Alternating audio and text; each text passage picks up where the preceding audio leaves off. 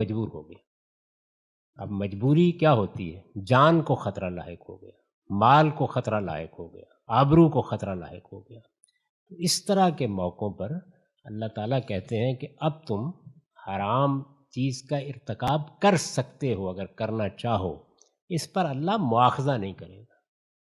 तो इसकी मिसाल ये देखिए कि आप दरवाज़े पर खड़े हैं, कोई आदमी भागता हुआ आ रहा है या कोई औरत आ रही है भागती हुई, और आपको मालूम होता है कि इसके पीछे कुछ गुंडे लगे हुए हैं, तो आप उसको अपने घर में दाखिल होने देते हैं और उनको कह देते हैं कि यहाँ कोई नहीं आया। तो ये आपने क्या किया? ये झूठ था, लेकिन ये झूठ अब मुआख़ज़े में नहीं रहा। अल्लाह इस पर मुआख़ज़ा नहीं करेगा, बल्कि अगर उस मौके पर आप सच बोलते, तो आप गलत करते। क्योंकि अब उस औरत की इज़्ज़त या उस मर्द की जान, जो कुछ भी ख़तरे में थी, उसको बचाना ज़्यादा ज़रूरी था। तो सही बात ये है, तो रसूलुल्लाह सल्लल्लाहु